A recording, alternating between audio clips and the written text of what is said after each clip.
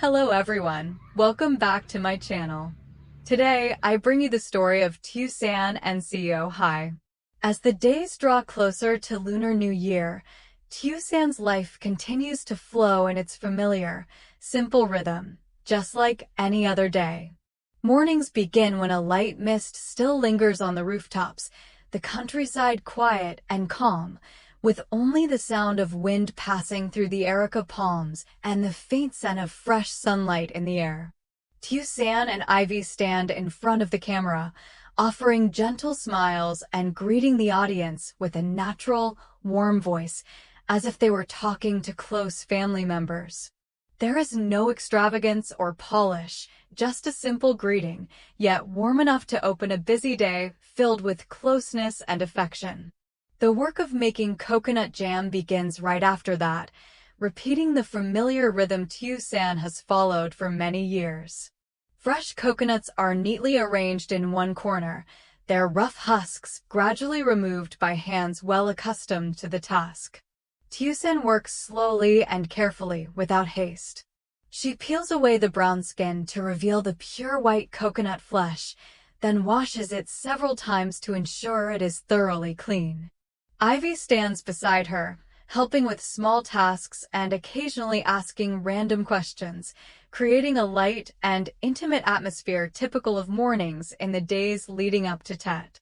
After preparation, the coconut strands are laid out to dry under the sun. The late-year sunlight is no longer harsh, but gentle, just enough to dry each batch of coconut while carrying the distinctive, delicate fragrance of the approaching new year. While waiting, San prepares the natural coloring ingredients. She carefully extracts dragon fruit juice, brews green tea, cooks butterfly pea flowers, all familiar, natural ingredients chosen with care. Each color is not only meant to make the jam visually appealing, but also to bring peace of mind, reflecting her wish to offer something wholesome and good to those who will enjoy it during the first days of the new year. Once the coconut reaches the right level of dryness, San begins the next stage. She mixes each batch with the prepared colors, stirring evenly so every strand absorbs the color naturally. Soft shades of pink, gentle green, pale purple, and light yellow gradually appear, not overly vibrant, but harmonious, true to the spirit of a simple homemade gift.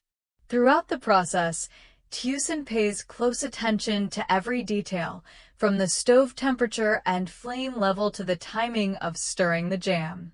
She knows that even a small moment of inattention could ruin the chewiness and aroma of the batch. The small kitchen becomes warmly alive. The soft rustling sound of jam being stirred in the pan blends with the scent of coconut and natural leaves spreading throughout the house. Ivy occasionally looks at San with sparkling eyes, as if those jars of jam themselves carry hopes for a more fulfilling Tet. For San, this is not merely a way to earn a living. Each batch of coconut jam is the result of patience, of years of quiet perseverance, and a reminder she gives herself that as long as she still has her hands and her faith, she can continue moving forward. Amid the busy days leading up to Tet, San maintains a slow and steady rhythm of life. She does not allow the rush to sweep her away, choosing instead to do everything with care and dedication. In her eyes lies the calm of someone accustomed to facing hardship, along with the gentleness of a woman who always keeps her home at heart. The finished boxes of coconut jam are neatly arranged, waiting to be sold, and waiting for the moment when Tet truly arrives. To San, coconut jam is more than just a seasonal product. It is tied to childhood memories, to reunions during Tet, to the image of a warm kitchen and the laughter of loved ones. That is why every step she takes is filled with respect and care. Within this simple rhythm of life, San quietly nurtures her small family, sustaining hope through the simplest things. And as the final days of the year pass quietly by, she continues to believe that as long as she remains sincere and keeps trying, a full and warm Tet will always be waiting ahead. But behind the calm that Tiểu tried to maintain each day, a heavy and unnamed worry was quietly rising within her. Recently, her body had begun to show unusual signs. Her menstrual cycle was later than usual, accompanied by lingering, dull abdominal pain, sometimes mild, sometimes suddenly sharp, impossible to ignore. At first, Tiểu reassured herself that it was probably due to year-end work pressure, the exhausting rush of the days leading up to Tet. But as the days passed, the sense of unease grew clearer. The persistent pain and repeated delays made it impossible for her to keep turning a blind eye. Eventually, after many sleepless nights, she decided to see a doctor, even though she carried with her a vague fear she dared not name. The day she stepped into the clinic, the stark white space and the faint smell of antiseptic sent a chill down her spine. Sitting outside the examination room, she unconsciously clenched the hem of her clothes, her heart beating faster than usual. When she heard the doctor call her name, Tiểu stood up, each step feeling heavy, as if dragging along an ominous premonition. From the seriousness in the doctor's eyes, from the lowered tone as the results were explained, she knew immediately that things were far from simple, nothing like the hopeful assumptions she had clung to. The diagnosis was delivered directly, without embellishment, cold enough to leave Tiểu stunned: premature ovarian failure. The medical terms echoed in the small room, unfamiliar yet carrying an overwhelming weight. The doctor explained clearly that her chances of conceiving naturally were nearly gone. If she wanted a child, in vitro fertilization would be the only possible path. Even then, time was a critical factor. The longer she waited, the slimmer her chances would become, and even with early IVF, the success rate would be lower than that of most other women. The subsequent explanations about medication, treatment plans, and follow-up appointments drifted past Tiểu like fragmented sounds, because her mind had already gone completely blank. Leaving the hospital, Tiểu stepped outside feeling strangely adrift. People still moved busily around her, traffic remained noisy, and the sky was as blue as ever, yet she felt as though she had just lost an invisible support. Nothing around her had changed, only the world inside her was in turmoil. She sat down on a stone bench at the hospital gate, staring at her hands, unsure of what she could possibly hold on to. Questions rushed in, one after another, relentless, leaving her barely able to breathe. What should I do now? If I continue loving Hai, if one day we enter marriage, would he accept a woman who might not be able to have children? If I choose to stay silent and hide this truth, would that be selfish, a form of deception? But if I speak up, would I have the courage to face the possibility of losing everything I have now? These questions drilled relentlessly into Tiểu mind, weighing heavily on her heart. She understood all too well that marriage had never been just about two people in love. It was also about children, about family, about the quiet yet immense expectations carried by relatives and those around them. Thinking of Hai, a man who always softened whenever he saw children, who spoke about the future with such hope in his voice, her heart tightened painfully.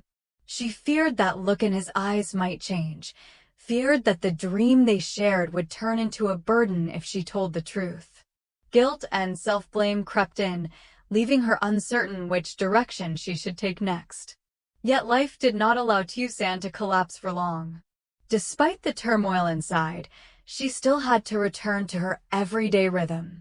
The prescribed medications and the doctor's careful instructions demanded compliance. She took her medicine on time, trying to care for her health, even though each swallow brought a lump to her throat. She continued working, continued her familiar routines as a way to keep herself from falling apart. Most importantly, she still had to be a source of strength for Ivy, still had to fulfill her role as a mother, even as her heart remained full of unspoken worries. In the mornings, Tiusen went out to the garden to harvest tomatoes, her hands moving swiftly as she picked each ripe red fruit, doing her best to maintain a calm exterior.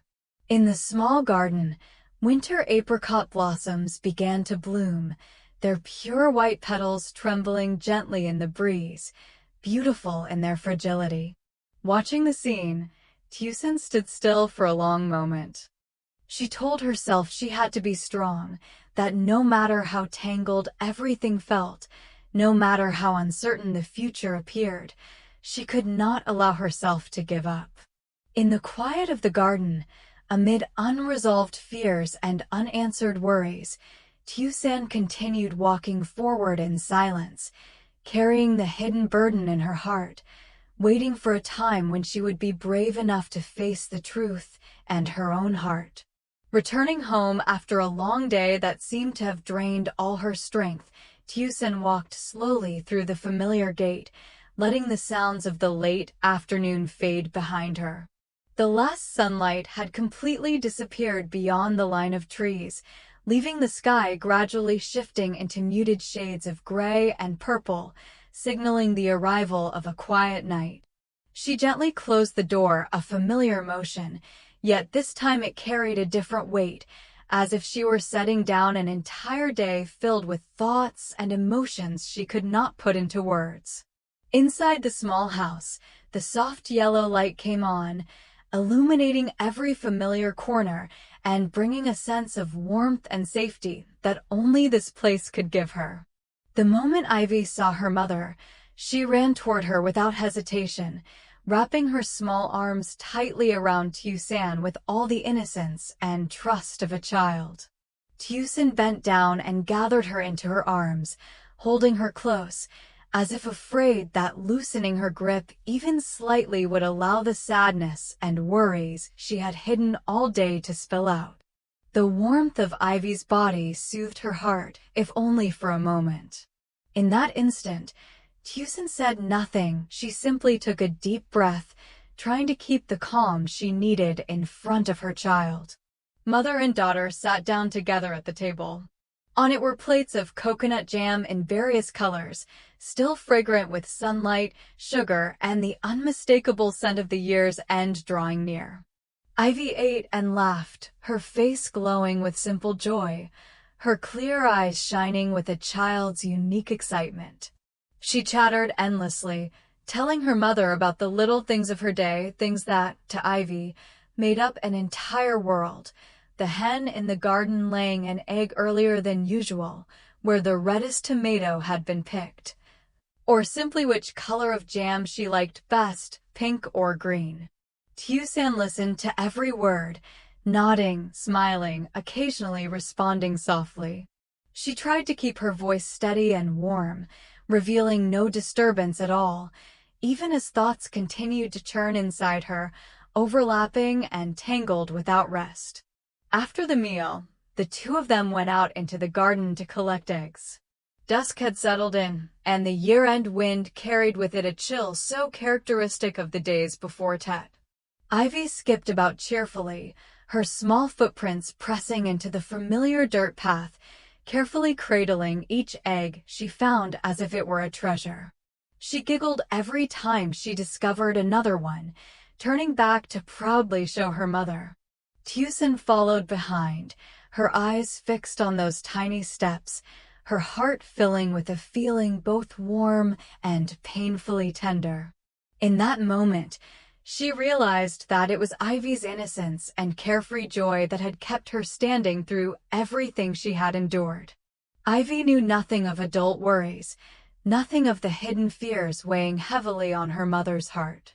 To her, the world was simple, a small garden, a warm house, meals sweetened with coconut jam, and arms always ready to welcome her home.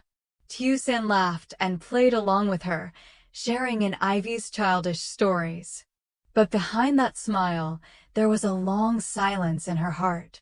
She tried her best to conceal her sadness, to hide the confusion and growing anxiety within her, hoping only to preserve for Ivy a peaceful childhood, untouched by the insecurities adults must face. San understood clearly that no matter how weak she felt, no matter how many fears she had yet to name, in front of her child, she still had to be strong. She could not allow herself to collapse, could not allow negative emotions to show, because more than anything, Ivy needed a solid support to grow up. This was not just responsibility, it was the deep instinct of a mother, forcing her to be strong even when her heart trembled. Night fell slowly. When Ivy was fast asleep, her breathing steady, her small face peaceful in rest, San finally remained alone in the quiet house. Without the sound of childish laughter or scattered conversations, the space felt emptier than ever. The thoughts she had suppressed all day returned one by one, clear and heavy. She sat in silence, staring into the empty space before her, letting the emotions pass, neither pushing them away nor running from them. In that stillness, she told herself she could no longer avoid what lay ahead. Whatever awaited her, hardship or heartbreak, she had to find the courage to face it. She did not know what the road ahead would look like, nor what decisions she would have to make, but she understood that the longer she hesitated, the greater her fear would become. I must face it. No matter the outcome, I cannot give up. The words echoed in San's heart like a reminder, fragile yet firm. They carried no certainty, offered no promise of a clear future, but they were enough to hold her steady, enough to keep her moving forward. She did not know where the future would lead her, nor what her coming choices would bring, but she knew that as long as Ivy was there, as long as she carried the responsibility of being a mother, and as long as even a small fragment of faith remained, she had to continue step by step, slowly, but without stopping. The end of the year was drawing very close. The atmosphere of Tet seeped everywhere, along every street, into every kitchen, beneath every lantern hanging before a doorway. People were busy preparing, each carrying their own wishes, some hoping for a prosperous year, others longing for family reunions, and some simply wishing for a peaceful Tet after so much upheaval. As for San, her wish was deeper, quieter, and filled with far more contemplation. It was not merely for material abundance, but for the longing to be a mother in the fullest sense, to love without fear, to be accepted for who she truly was, with all her shortcomings and all her misfortunes in sincerity. Amid these reflective days at the year's end, San continued living quietly, continuing to try, carrying within her a fragile hope that had never gone out. She still woke up each morning, still cared for Ivy, still did her familiar tasks, as if life were moving along normally. Yet deep inside, she knew she was standing at an important crossroads of her life.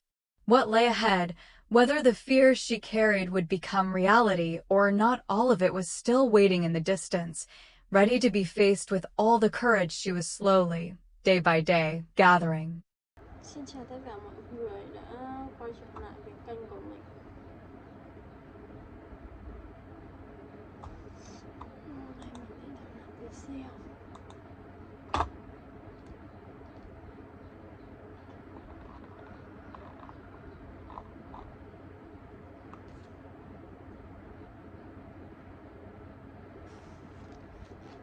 Cảm ơn mọi người rất nhiều.